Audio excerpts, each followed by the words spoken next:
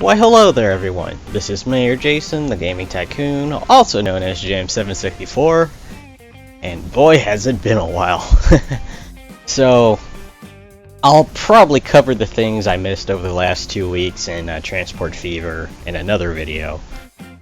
Like the fact that beta test signups have been going on for quite some time now. But today there's been a new update for the for Transport Fever, obviously, which from now on I'm probably just going to call TX instead of TF2 for shortening, despite the fact that TX here means Texas, but whatever. Anyway, so there's been an update about the cargo system. Currently everything in the video is from the alpha, but obviously the beta test is coming soon. So, yeah.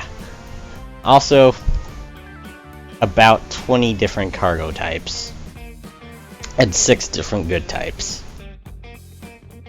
I think we got what we asked for, wouldn't you agree? Anyway, let's go on ahead and watch the video, cover all that stuff later. Hello, this is Tom. Welcome to another Transport Fever developer video blog. Today I would like to talk about the cargo system. I will use an example to demonstrate how resources are produced, refined and transported. Transport Fever has a multitude of cargo items and different industries. There are about 20 different cargo types and about 15 different industry buildings. 6 of the cargo types are so-called end products, which are delivered into the cities. Let me point out that the video used in this developer blog is still from the alpha version, so some things may still change, like the cargo chains or how industries and in particular the train stations will look in the final game. Compared to Train Fever, the cargo chains in Transport Fever are much more complex and detailed. Every piece of cargo has an origin and a destination and can be tracked through the whole journey. In this example, we will start with an iron ore mine. Every industry that produces... So I'm going to pause here real quick, and even though this is the alpha footage, isn't it beautiful? Just want to throw that out there. Produces raw materials, has an output storage which will be filled over time, and the goal of the player is to ship these raw materials to a refining industry. Here we can see a cargo terminal. When this terminal is built close enough to an industry, and the terminal is also used by a line with fitting vehicles. Now, correction here, he said 15 vehicles, but as far as I can tell, there's only one with 15 cars attached to it. If I counted correctly, of course. But you know, it happens. Cargo will be stored on the platforms until the train arrives and the cargo is loaded into the train. Industries can also increase in size if cargo is picked up on a regular basis and in high enough volume. The industry will not only place new buildings. Alright, so as he was saying right here, as you noticed, if I go back a moment further, yeah, industries expand now. I love that so much, because in Train Fever, despite of the era, age, or even production, everything looked the exact same, which was very annoying, finding industries that produce more than others. Continue on. Links, but also expand the storage areas and increase the production speed. Cargo, of course, will only be picked up if it has a proper destination. In this example, the iron ore is delivered to a steel mill. There it is converted to steel. To do that, also another raw material is needed, in that case coal. So in contrast to the raw material industries, these refining industries have not only an output storage but also an input storage, or like in that case multiple input storages for multiple different raw materials. Alright, so as we all know, I was pretty much correct about this being a steel mill, just saying.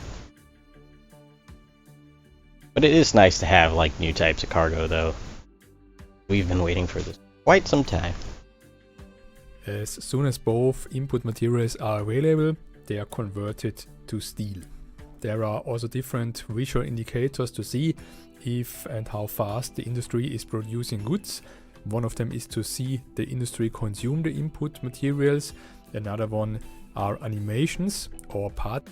Now I'm going to pause again real quick. Like, as you can see over here in the storage area, probably an alpha thing, or maybe, I don't know, that's just the way the thing works, but apparently these keep getting smaller every time there's more added. I mean, I don't mind stuff like that, I just find it a bit interesting. But it's nice to see things only move and stuff when it's actually working, so I expect to see some industries just, you know, not moving at all as an indication for cargo moving back and forth, which is cool. Still kind of wish they could, like, run down or even close, though, but I guess that's a discussion for another time. Practical effects like smoking chimneys. Of course, also refining industries can grow in size if they are supplied with enough resources and the resulting product is delivered to its destination. The industry will grow and increase the production volume. Of course, industries can have a... I'm just going to pause here and say, this is a pretty nice factory if you ask me, but there's more about it. More simple production where maybe only one input material is needed, but also more complex productions like this machines and tools factory. There is already plastics in one of the input storages, which of course was produced with its own independent cargo chain. When the steel arrives from the steel mill, the factory starts to produce machines. If the player delivers wooden planks in addition to the steel, the same factory can also produce tools. So that's pretty cool. Because of the new goods types and everything, you can have multiple different goods, and, well, not goods, resources going to the same factory to produce different stuff. Like you said, plastic produces one thing when combined with other stuff, and obviously wood will produce tools if you have metal and things. I kind of wonder if that'll change over time, though. That'd be interesting if it does, though. And also, is that a new flatbed I see? That, or it's just the old one recolored, but still, it looks cool.